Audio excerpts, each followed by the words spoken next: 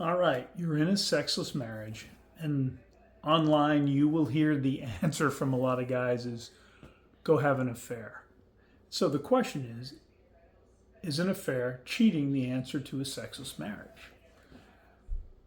It's not, okay? And the reality is there's a reason the marriage became sexless, okay?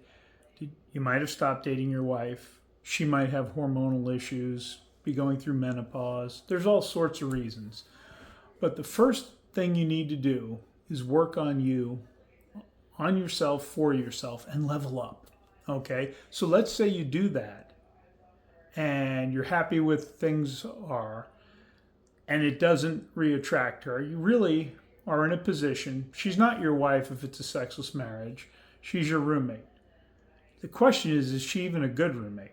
You need to give some thought to that. Okay, so now we've got a sexless marriage, and because you're a man of integrity and who has values, an affair is not acceptable for you to take care of this. So that leaves you with two options.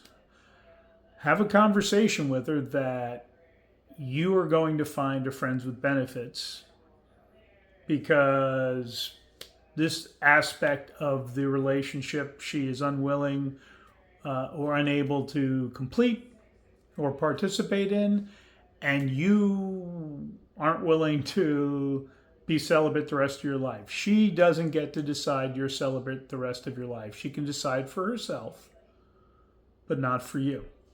Okay? Now, quite honestly, men, if you are approaching 5 years of a sexless marriage, you need to get moving, because once you hit the 5-year mark, statistically, it's hard to turn it around. Okay?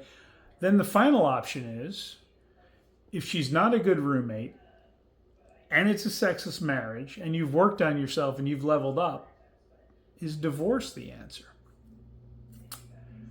Too often in society, we go to divorce as the first step when there's marital problems. And it shouldn't be, and it isn't. But it is an appropriate response to a variety of situations with a partner.